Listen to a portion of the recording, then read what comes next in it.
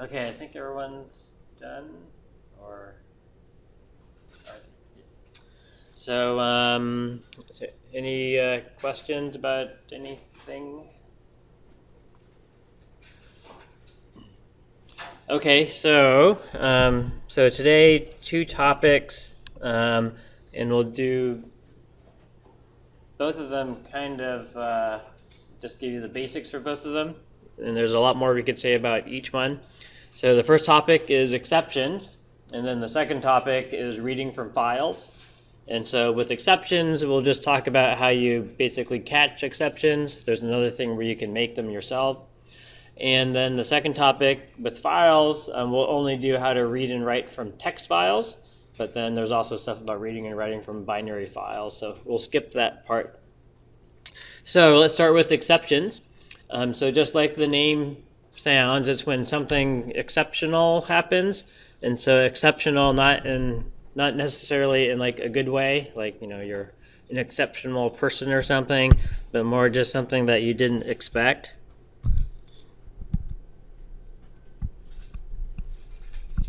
So something unusual or unexpected occurred.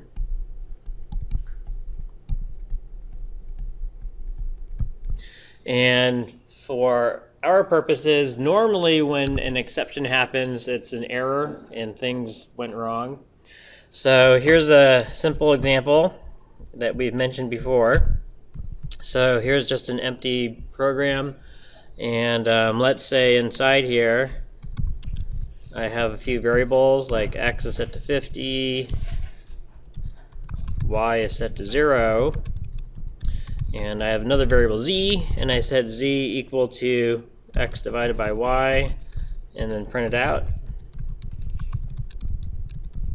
So this is going to cause a problem because here we divide x by y, but y is set to 0, so we end up dividing by 0, which is not defined.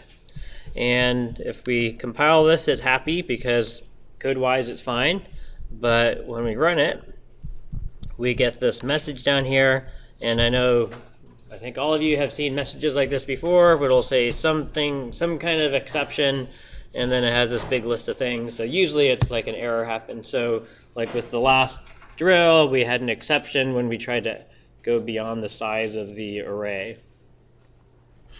So there's a way you can get around this problem, and the solution is called a try and catch. So you can think of it kind of like this. So it's a try catch. And so kind of conceptually what happens is you have some code, and if some kind of exception happens in the code, like dividing by 0, then you can think of this as like a little person in here, and then the little person, the terminology is the code, throws an exception.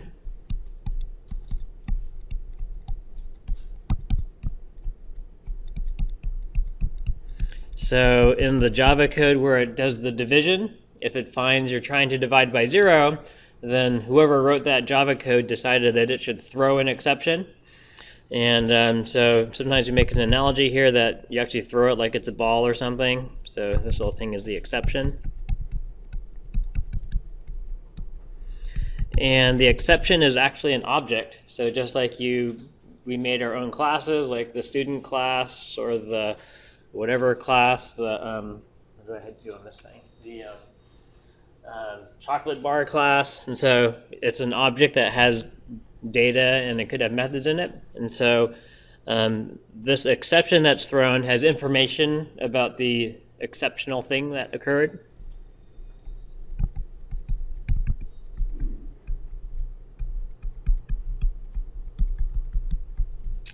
And so you can imagine this ball is flying around, and if you don't do anything about it, it's going to land on the ground. And if it hits the ground, then this is when Java will catch it.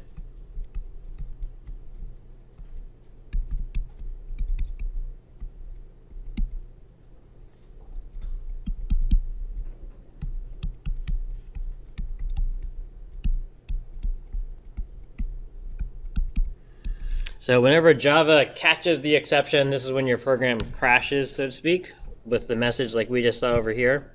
So if you don't do anything and an exception is thrown by something, then Java will get it, and then you'll see this message where it has all this stuff. Okay, I'm still getting attacked by mosquitoes. I've got like 3 mosquito bites from lecturing in here. Okay, so if you don't want Java to catch your exception, then you can catch it. And so if instead you intercept the exception here,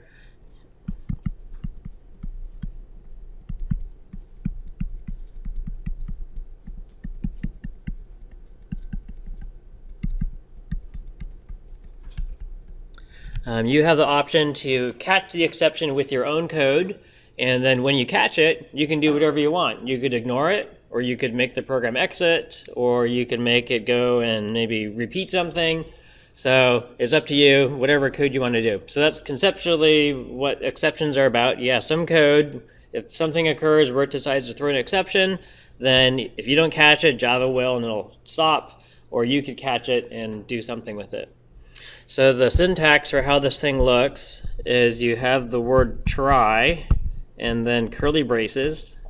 And inside here you have some code that throws an exception.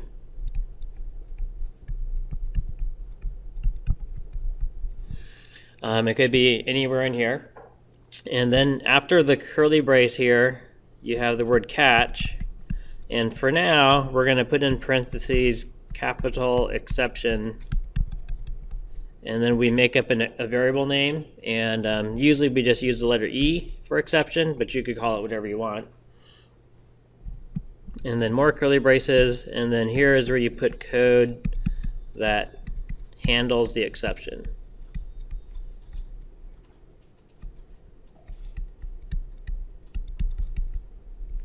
So what's going to happen is if you put this try catch thing up, then Java will come in here, enter the try, start running this code. If there is no exception, then when it hits this right curly brace, it'll just go skip over the catch and continue with whatever comes next. But if it's running this code in here and there is some kind of exception, then Java will immediately skip out into here, so whatever might come afterwards gets skipped. It'll immediately go over to this catch block and then run whatever is inside the curly braces for the catch. And then this thing E is the exception object, and you could access it to figure out what kind of information happened with the exception. And the simplest thing to do is just to print out E, or there's also an e.getMessage, which does the same thing. And so this will be a string that has information about what exception happened. So here we could do a little example. So if I go back over here, this is the thing that caused the exception. So I could put that inside a try. And then I can do a catch exception E. And inside here, I'll put some print statements out here just to show what's going on. So I'll say about to divide.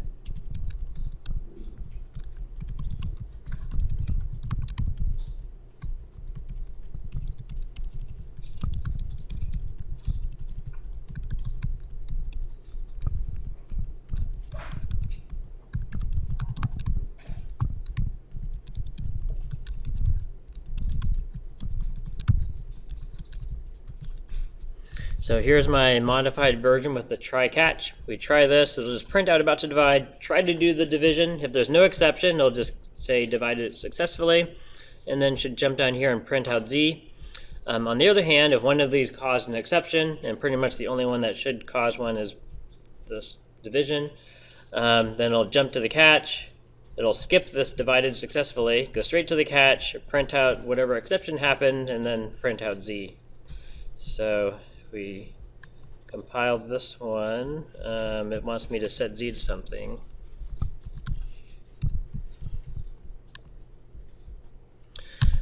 So here it ran through, we get a divide by 0 exception, So it says it's about to divide. The exception happens. It skips this divided successfully, so you don't see it printed here.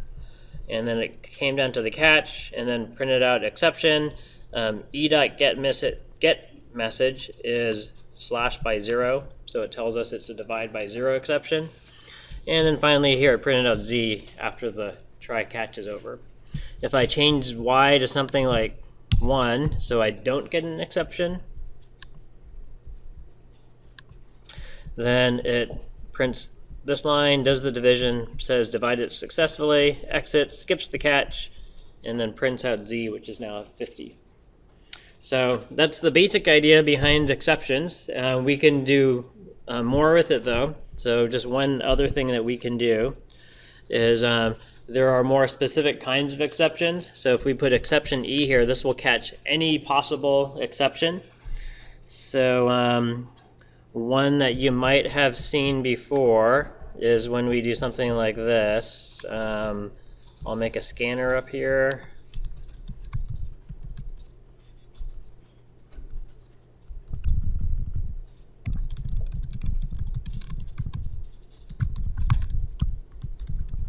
So there's my scanner, and then let's say right here I'm going to read in an integer. I'll say y equals kbd.next int, and then I'll just say you entered. So here we read in an integer, and let me compile it. So here it's waiting for my integer, and you've probably seen where if you don't type an integer, you type in something like some letters, then before the program would crash. This time, there's an exception that happens, and we're catching it, and then here it's printing out the accepted message, which is null. So it's not a very informative message, but it does show that we caught the exception and we didn't let the program crash. So here we're catching two different kinds of possible exceptions. We'll catch it if it's 0 or if it's null. So really any kind of exception that could happen in this block, we would catch this way. But you might want to differentiate between them. And so maybe you want to do one thing if it's dividing by 0, and then you want to maybe do a different thing if it's this deal where you didn't enter the right value. And so it turns out that this kind of exception, you can do multiple catches. This kind of exception for not entering the right number is a number format exception. So we could catch a number format exception. And inside its curly braces say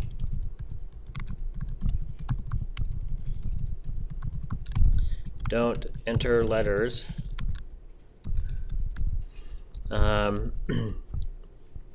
And then this one we could change to arithmetic exception. And then here we could say don't divide by 0. So now we're going to catch two possible different exceptions, and whichever one we've got, it'll only run the code inside its matching block. So in this case, I run it and I type in some letters, and oops, I didn't catch the right exception. Let's see, I should be catching input mismatch exception. Let's try that, I think.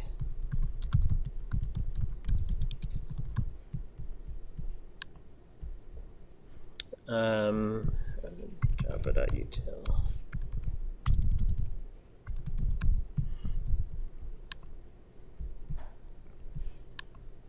Okay, let's try that one. So okay, so if I know the right exception type, I can put it here. In this case, it's input mismatch exception, and tells me not to enter letters. And then if I change the y from 1 to 0, I'll have the divide by 0 problem.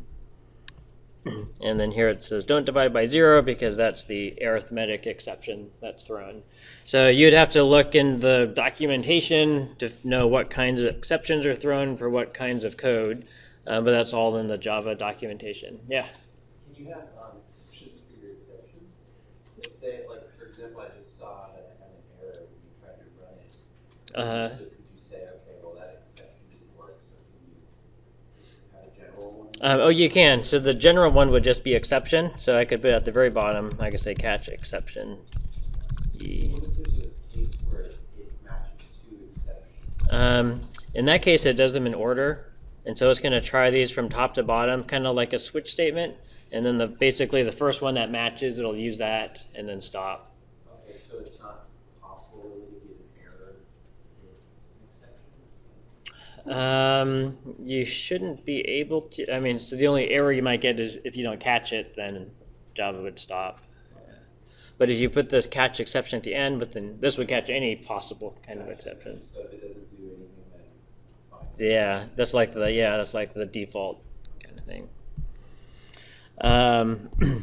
Okay, so that's a tiny bit about exceptions, and there's a lot more we could have said about how you make your own and so forth. But for our purposes, this would be like how you would catch exceptions that might happen when you're using existing Java code. So the main reason I wanted to cover this is because to talk about file I/O, we have to put them inside a try-catch block, and that's because the designers of the file stuff were worried that you might try to open a file that doesn't exist, or you might try to write to the disk but the disk is full, or maybe you don't have permissions to open the file or something, and so there are lots of these exceptions that can happen with files, and the Java designers made it so you have to put your file stuff inside a try-catch block. So let's start by showing how you would read from a text file. So I'm going to go and actually just make a really short text file right here. And I'll call it indata.txt.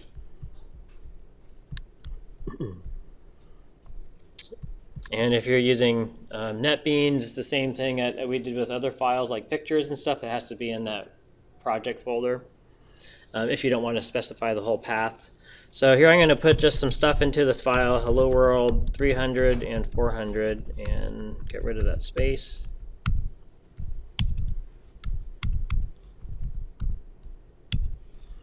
So here's my text file. It just has hello world 300, 400, and I'll save this. And go back to the Java program, and let's just show how we can open that file and then read in the stuff that's in the file. So let me go and delete this stuff.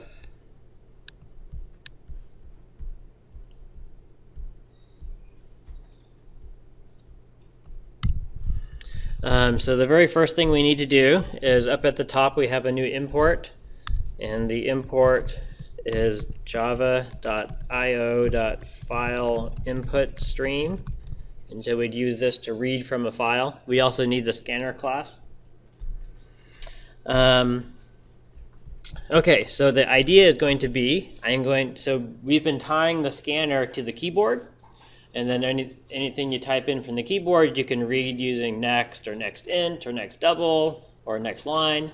And then we can do the exact same thing, but I can tie the scanner to a file instead, and then whenever I do a next or a next int or a next line, it's going to read that from the file just like it was typed in from the keyboard.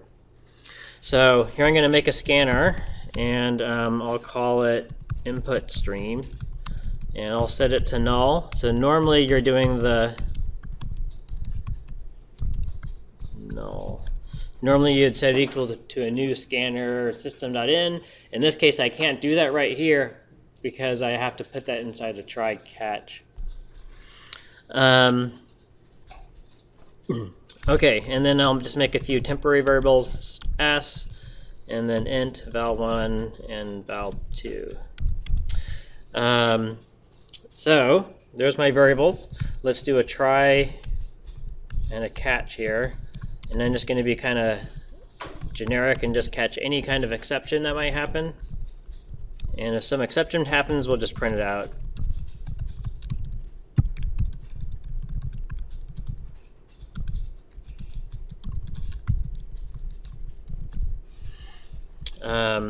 Okay, so what do we put inside here? This would be where we open the file.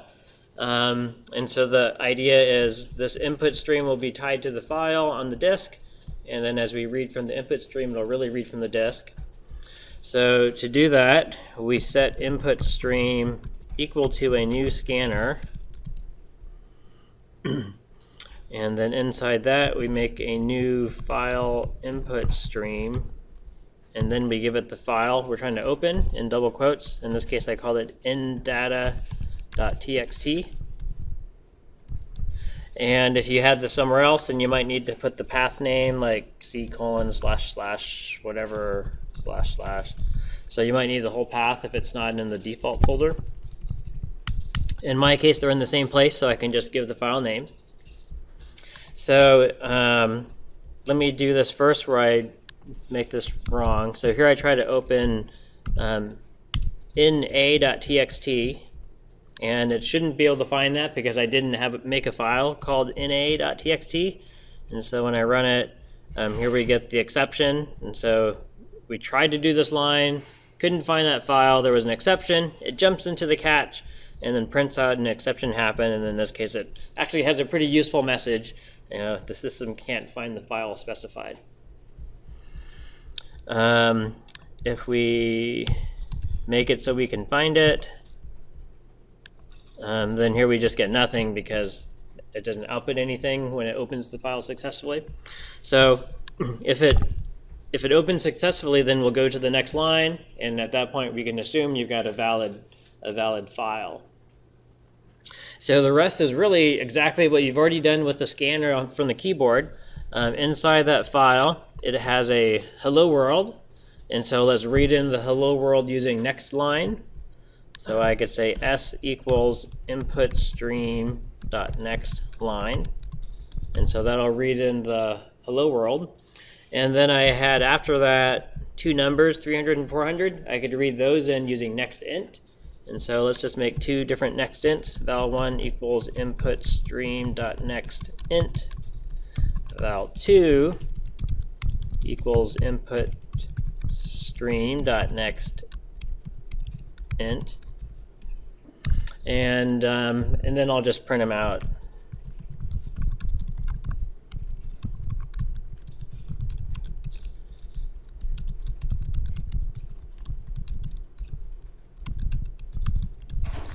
So here I just print the three things out with a space in between so I can tell what's what.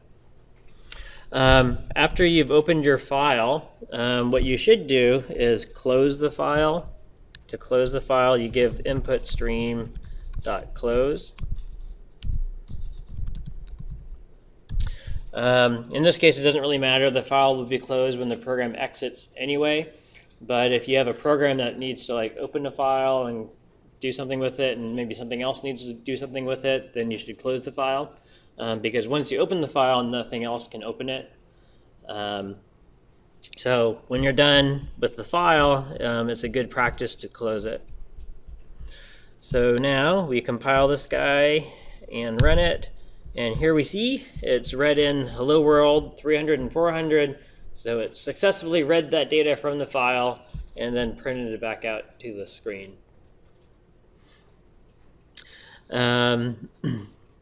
Okay, so any questions so far? Yeah. Is it possible to read in maybe a line of code from a text file? Yeah, sure. You could be reading in the same line if you wanted to. So I could, if I take out the val1s, for example.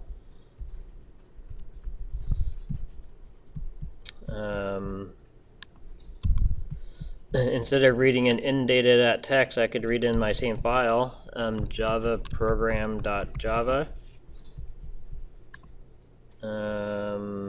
Whoops.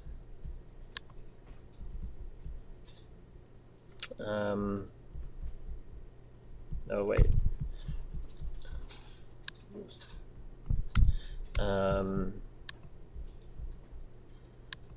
So here it read in the first line of my Java program.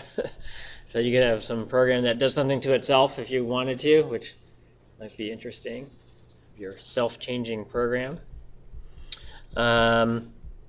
So if you have real quickly, I could also do the how you'd write to a file, and then I'll come back to this.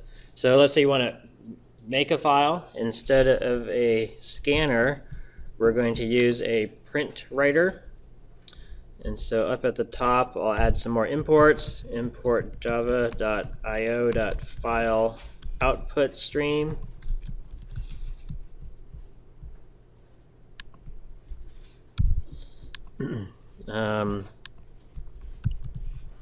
And then java.io.print writer. So we add these two for outputting. And in this case, how about, what do I want to do? I'll just do it all up here. So I'll make a print writer, out data, set it to null, and then I need to do a try catch again.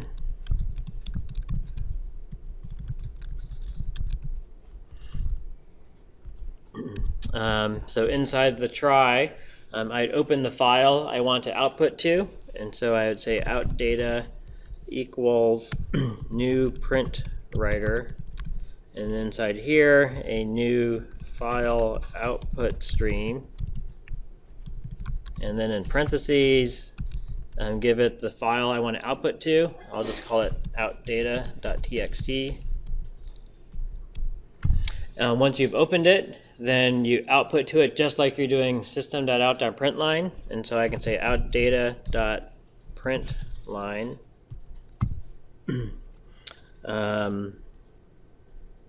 What do I want to output? I'll help with this. I'll make a loop.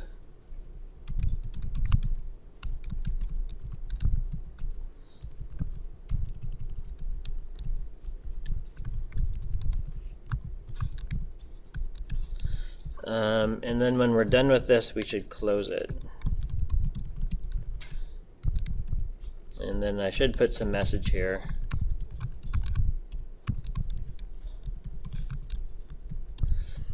So here in this little chunk, it's going to try to open a file called outdata.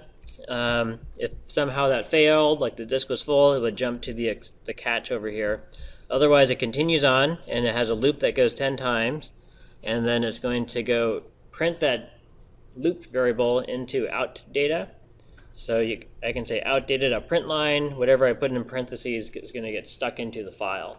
So basically this works exactly like system.out.println. You just replace the system.out with your file variable, and it just goes into the file instead of to the screen.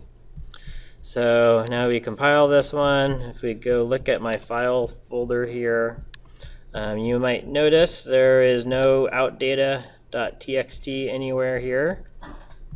And then we go and run this. And come back here. And there should now be an outdata. There it is. Outdata.txt was created right here. We open it up, and there's the numbers 0 through 9 due to the for loop. So, so there's a little bit of template kind of setup stuff, but once you've done that, then it's pretty straightforward, I think. One piece of useful info is it doesn't actually save stuff in the file normally until you close it. So if you had left your program running and it wasn't closed, so if your program was running, you had done a bunch of prints like this.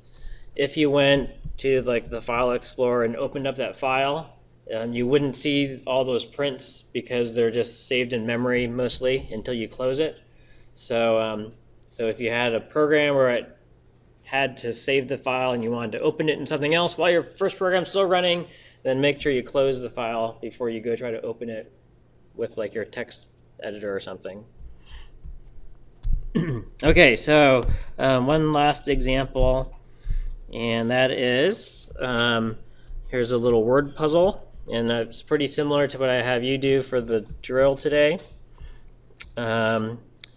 And so the word puzzle is, can you think of 4 words that end in D-O-U-S? Is that right?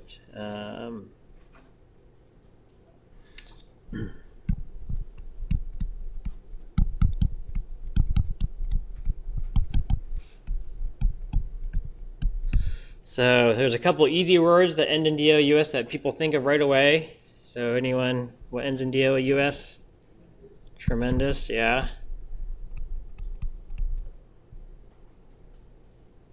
Horrendous.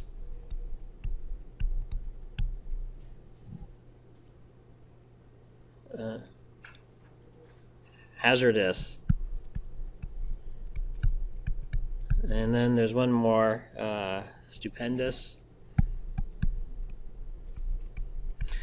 And so usually hazardous is the one that's hard for people to think of because all the other ones are like endous, and hazardous is a little different. It's not an ENDOUS.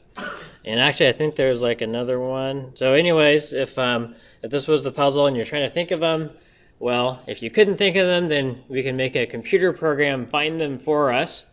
And here on the calendar page, I have a link to this file of words. And this file, words.txt, has how many words in it? If I scroll all the way, they're in alphabetical order, and the last word there's 87,314 words, and so they're just like English words. A lot of these wouldn't be valid in Scrabble or something, I don't think. But anyways, it's a list of words, and so what we can do is write a program that reads in every single word, and then checks if it has DOUS in it, and if it does, then print it out. And obviously this would be very tedious for a person to do, but the computer can do it very quickly. So let's go back to our program here. I'm going to get rid of the stuff that did the print writer. Let's go here. Okay, so here's this code I had. Let's get rid of this too. So here's basically what I had for the first thing, for reading from the file, and I'm just going to change this to read from words.txt. So right now this would read in the very first word, print it out, then close the file. So if I run this, here it's read in the very first word, Ali, if that's really a word, and print it out. And so what we would like to do would be to read in every single word, not just the first one. And so I had already looked at that, and I saw that there were 87,314 words. And so I could use a for loop, for example. So I could say for int I equals 0, I less than 87,314, I plus plus.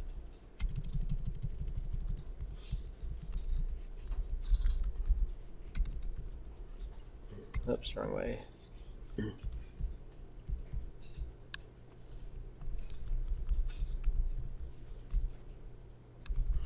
So here it's going to loop that many times, read in one word, print it out, go back up, get the next word, print it out. So this should print out all the words. So here we see it's running and it's reading in all the words. And rather than wait for it to finish, I'll click on reset over here. Another way we could have done this, like if you didn't know how many words were in the file, then a better way to do this would be to keep on reading words until there's nothing left to read from the file anymore. And there's a way to do that. And to do that, we use this thing. So I'd say this is probably a better way. So we can do a while loop, and essentially in here say while input stream dot has next line is true. So while there is has next line will return back true if there is another line to read. If there's not another line to read, then this is false. So as long as there's another line to read, go ahead and read it, then print it out. Go back up again here, check if there's a next line to read it and print it out. And so this should go through and read in every single line. And then this is a little redundant to do the equals true, because if has next line is true, then you just get true equals true, which is true. And so you get the same effect if you just get rid of this. So this should also go through and print out every single line in the file, but then it would work with a different sized file. If I only had 2 lines, and it should still work. So there it goes, and I'll stop it. So we don't have to wait for it to print them all out. Okay, so it looks like it's reading in every single line correctly. And so what we'd like to do is not print out every single word, but only print it out if it ends in DOUS. And it turns out that we can check to see if it contains DOUS pretty easily. We can do an if statement and say s dot, and then there's a method called index of, and I can give it DOUS.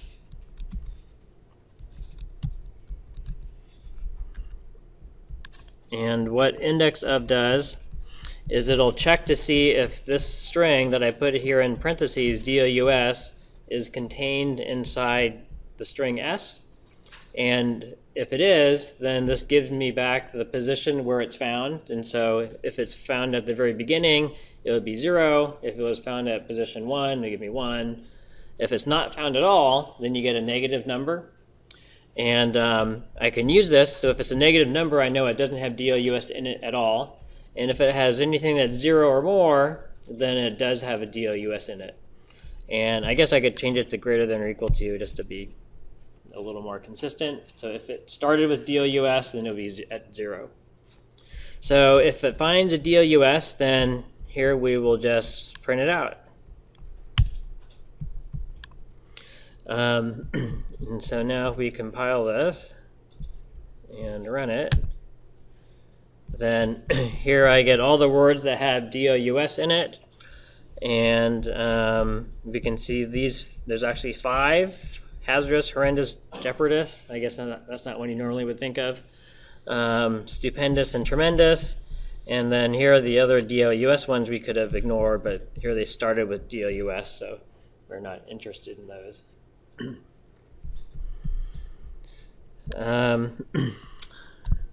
Okay, let's see.